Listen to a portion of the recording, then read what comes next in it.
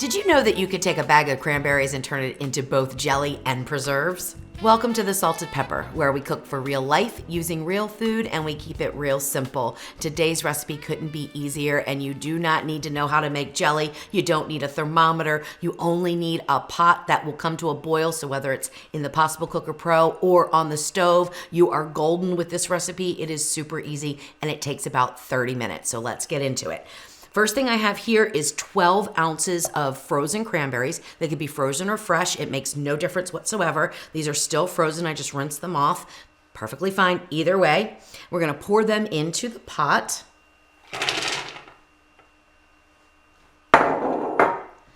Add in 2.5 cups of water. Now, if you wanted a little bit of a different take on it, you could use apple juice if you wanted. That would be perfectly fine. I did test the recipe both ways, and I didn't find enough of a difference to go to the expense of using apple juice when, in fact, water is pretty much free, right? All right, so let's turn the pot on. You're gonna go to sear saute, or if you're on the stove, you're gonna go on high right now, high heat, and hit start. Now, while this heats up, let me talk to you about the difference between jelly, jam, and preserves, because there is a difference. Jelly is made with just fruit juice, period, okay? No pulp, no skins, no crushed fruit, no seeds, nothing like that. So we are gonna start off making our cranberry jelly. But of course, I have to put a little twist on it, so we're gonna make a spiced cranberry jelly. And so I'm gonna add in some seasonings to my sugar. You don't have to do this. If you don't want it spiced, you don't have to do that way. I'm adding those warm spices that just, I don't know, make you think of the holidays. So I have cloves and nutmeg and cinnamon and allspice. And I actually add a little bit of red pepper flakes as well, which balances the sweetness of the jelly. Because jelly is made with a lot of sugar. I mean, let's face it, it really is. There's gonna be a cup of sugar and we're gonna yield about 2 cups of jelly. So that is a lot of sugar. Can you cut back on it? Yes, but don't cut back too much or your jelly may not set up, okay? So I'm gonna mix the seasonings into the sugar very well. This is gonna help them incorporate better into the cranberry juice that we are gonna make after the cranberries heat up and pop and start to release their juice into that water. So I'm just gonna mix this up and then set it aside. You could also use cranberry juice from the store, but I like this recipe because number one, it is so economical. We're gonna get 2 different types of jelly preserves out of one bag. So I just love this because it is basically 0 waste. And if you didn't wanna make the preserves, you can actually turn the crushed fruit that we don't use in the jelly, you could turn that into some sort of a cranberry chutney. That is delicious as well. I add apples, a little bit of sugar, cook it down a little bit more, and add some spices and some pecans or walnuts, and it's really delicious. But today we're gonna make jelly and preserves because that's my favorite way to use up the whole bag of cranberries.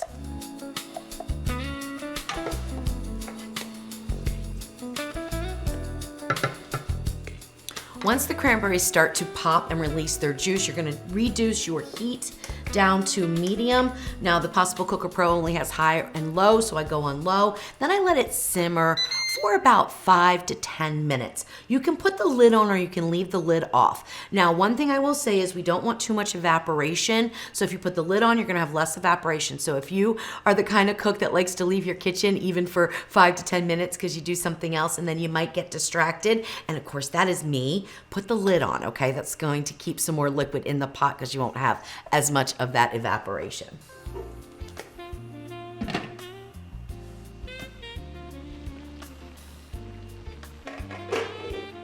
All right, so now let's stir and take a look at the juice. That's the important part here. We want a nice pink juice. So we are done. And now we're gonna turn this pot off and get the mixture strained. So you need a strainer. This is a fine sieve strainer. That's what I recommend, not a colander, because you don't want the seeds to go through. You also don't wanna press down. We wanna let this naturally drain, and it only takes a few minutes.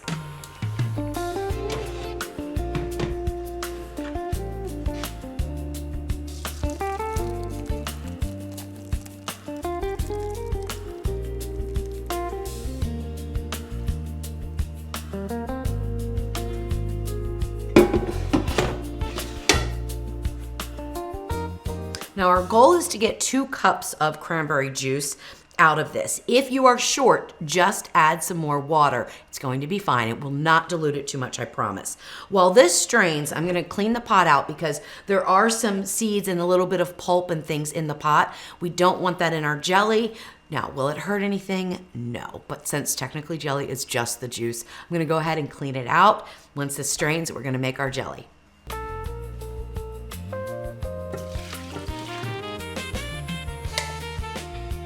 Okay, so they finished straining. It took maybe 2 minutes. And now you want to reserve these pieces of fruit. So just set them right back over the container that you used to strain them into, because that's what we're going to make our preserves from.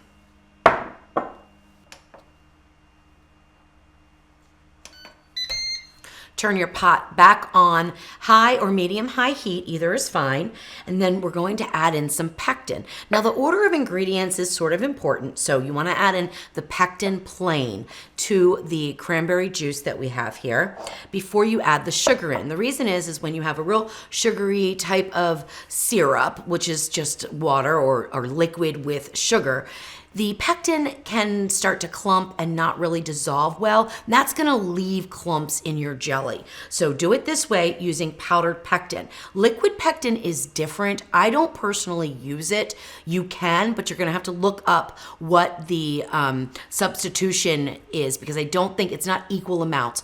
And the order of ingredients that you add is totally different when you use liquid pectin. So I'm using dry pectin here. And one thing I'll note is you can make cranberry jelly without pectin or without as much pectin, because cranberries do have their own pectin, but because we're not using the skins and the fruit in this jelly, it's not gonna set up as firm. So I really recommend picking up the dry pectin, which is easy to find in almost any grocery store.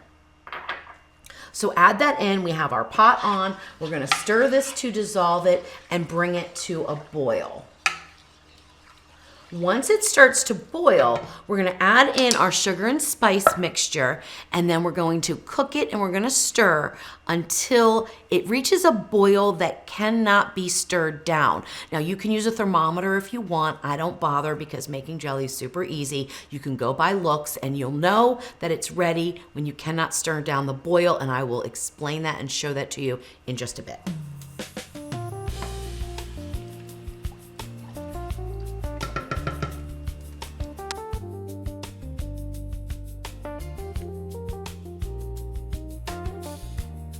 Now let's add our sugar and spice mixture. And once you add that in, give it a nice stir because we want this sugar to start to dissolve.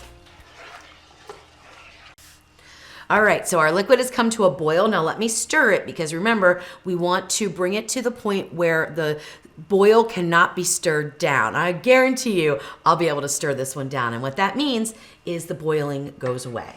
So as soon as I start to stir this, it stops boiling. Now it's going to start right back up again.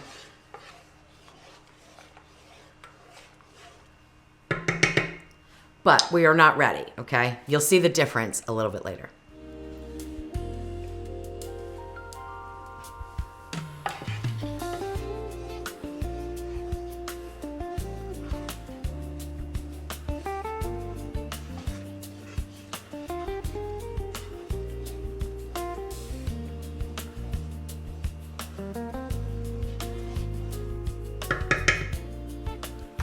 We are getting closer, but we are not quite there. There is no set time for this because it's going to depend on what type of pot you're cooking in. The deeper the solution, the longer it's going to take to get to the point of where you can't stir down the boil. So because this is kind of shallow, a little more spread out, it's gonna happen much quicker in the Possible Cooker Pro than it would in a deep pot on the stove, okay? So there's no set time. But you're not gonna even want it to be done, and I'll tell you why, because Jeff just pointed out it smells like Christmas in here, and it sure does. It smells so good. So not only are we gonna get 2 different kinds of jelly preserves out of this one bag of cranberries, we have like instant air freshener, if you will. It smells amazing.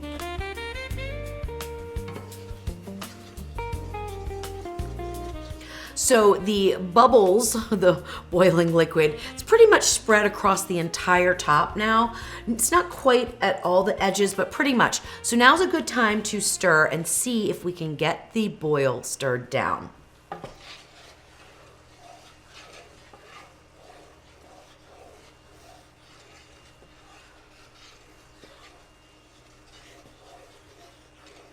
And I still can. So even though the center is still boiling, the edges stopped boiling. I consider that not quite ready. You'll also notice that the mixture's getting thicker, which is what we want. So another indicator is when you can run your spoon across the bottom and the mixture stays separated for a few seconds. That is another indicator that your jelly is done. So I would say we have maybe 2 minutes left to go. Now, if you want to measure a temperature, you certainly can. I don't bother because I've been making jelly for many years, so I just go by looks. But if you wanted to take a temperature, you want it to hit about 220 degrees Fahrenheit, okay? Then your jelly will set up beautifully. Have some sort of a container that's heat proof ready to go because we want to pour this directly from the pot into our container so that we don't have it set up in the container itself because you'd have to scoop the hardened jelly out of there. So we want to pour it in while it's liquid. Then we're going to leave it at room temperature for about 30 minutes uncovered, and then we'll pop it in the fridge and it chills for at least 4 hours, but overnight's better. All right, there we go. Now we've got that boil pretty much from edge to edge, and I cannot stir it down. We also can start to see the bottom of the pot here, and the mixture separates just a little bit. Now, this does not have to be exact. Like some candy making and things, you really need to hit precise temperatures. You don't when you're making jelly. That's what makes it so easy. If you're a little under, a little over, it's just going to affect the yield that you get and the thickness of the jelly. So if I kept going a little bit longer, it's going to be a little bit thicker. Now, if you take it too long, it's going to not be jelly anymore, okay? So right now, I'm turning off the pot, and we're gonna pour it into the jar. So definitely have a jar ready.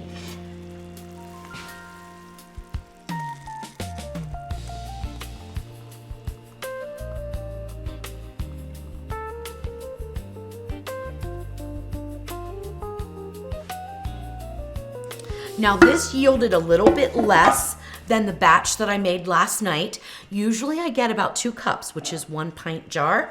This one is a little bit less. That just means I had a little bit more evaporation. I cooked it a little bit longer. It's going to be perfectly fine. And that is very normal for jams and jellies and preserves to vary in their yield.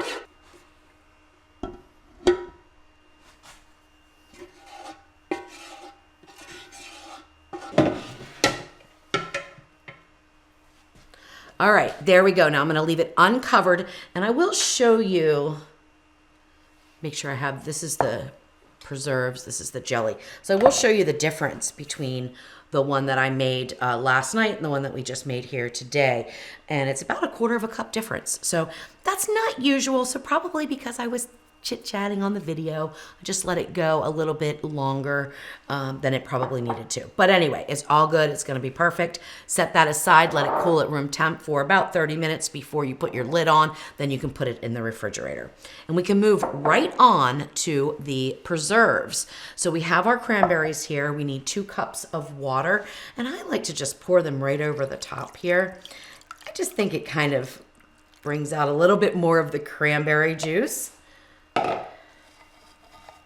Not much though, look how light that is.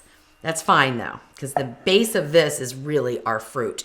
Now, if you wanted to make jam instead of preserves, you could crush these up a little bit more, okay? Preserves are gonna be kind of whole pieces of fruit. Jam is more like finely chopped, and chop's not the right word, but pieces of fruit. This actually still has some whole cranberries in it, but I don't bother. I just make it just like this and call it preserves.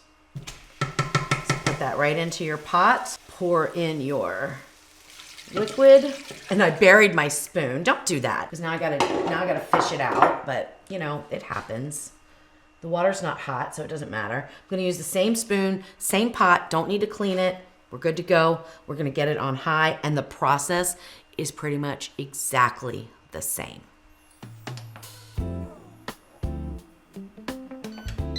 First thing we're gonna do is add that pectin. Now I have tried the recipe with half of a tablespoon of pectin and 1 tablespoon of pectin. Personally, I like it with 1 tablespoon of pectin. I like it to be a little bit firmer. You're gonna see a little bit later when I used a half, it is much thinner. So you can use your judgment, okay? And if you don't wanna use any pectin, this is gonna be fine. You could skip it too, okay? But I'm gonna use 1 full tablespoon. We're gonna mix this around and we're doing the same thing. We're bringing it to a boil. I'm using the same spice blend that I used, and I'm also using 1 cup of sugar again.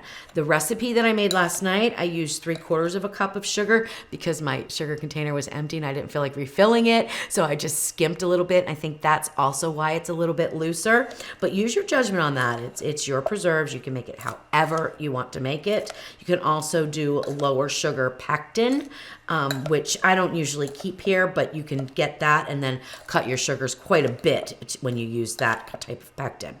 The thing about cranberries is they're very tart, so I do think that they need a little bit of sugar to kind of balance that tartness. But again, it's your jelly, your preserves. You do it however you want to do it.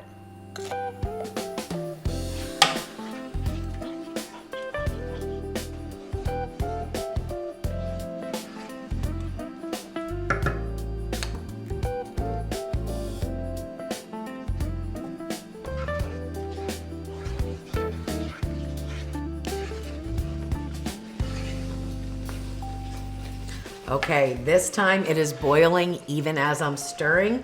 That means we are done. Turn the pot off. Now you're gonna have more yield with this because we've got the whole pieces of fruit. So have 2 containers ready. This is a pint jar and a half pint jar.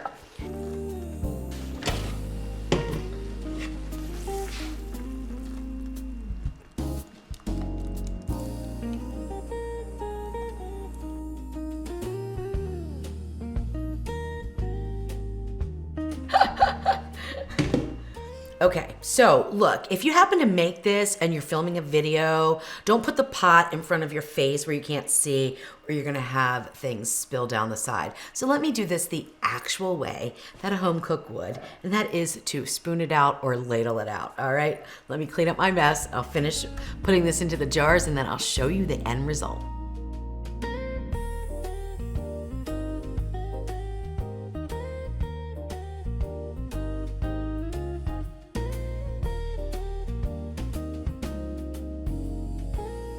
Now, you do not have to wait for this to chill if you want to use it right away. Like put it over ice cream or something like that. It will be a nice warm type of sauce. And let me just tell you, it's delicious warm. Oh my gosh. This would be so good with turkey or pork. Oh my gosh, or ice cream, like I said. Oh my gosh, that's so good warm. But it's also good cold. And the way that I recommend serving it cold is with some cream cheese. So let's get that up here. And I will get the chilled version from last night. And I can already tell I got less yield from this batch that I just did, which is interesting, isn't it? So maybe the cranberries just weren't quite as juicy. This is gonna set up more than this one did last night, for sure. I can tell just by looking at it. But this is the one that I made last night. Exact same technique. It's just a little bit looser because I used less pectin. And I like to put it right over top of the cream cheese, just like this. It is a beautiful, beautiful, quick appetizer for holiday celebrations. You could also toast some nuts and put those on top. You could put a little bit of green garnish if you wanted, but it is absolutely beautiful and absolutely delicious.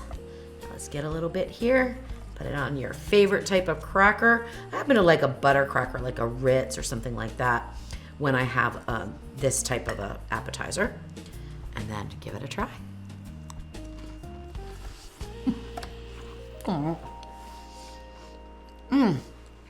Wow. That cream cheese, the tanginess, pairs so nicely with the cranberries and that little bit of spice blend is so good. I will say, when it's chilled, it is not nearly, when I say not nearly as spicy, I don't want you to get the wrong idea. This is not spicy as in hot spicy, you know, like a spicy barbecue sauce or something. It's nothing like that. But there is a little bit more heat from the spice in the warm version than in the cold version. So that is the cranberry preserves. Now let me show you the jelly.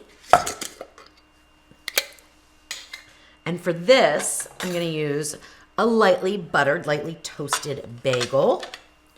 And you can see the jelly is completely set. Now there are some things you can see in there. Those are the red pepper flakes, okay? But if you didn't add those and you didn't add spices, it would be a little bit clearer, okay? But oh my gosh, look at that. So, whoop, I just spilled it right on my hand. That's okay. Look at this. Oh my gosh. This is perfect consistency for jelly. If I took it a little bit longer, I'm really making a mess here, but you get the point, right? If I took it a little bit longer, it would even be a little bit sturdier. So I think that's another reason I might not have cooked it quite as long as I usually do, because it was 11:45 at night. I wanted to go to bed, so I might have rushed it a bit. So cook it like I showed you today, and you're gonna have a nice firm jelly. All right, here we go. So it's on a sesame bagel, which are homemade, by the way. Bagels are super easy to make.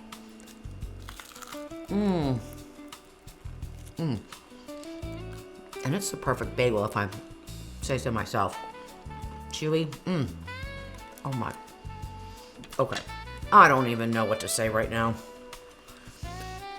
Butter and cranberry jelly on a bagel is delicious. Oh my gosh. I've never tried it this way because I don't make bagels a whole lot. Wow. Absolutely amazing.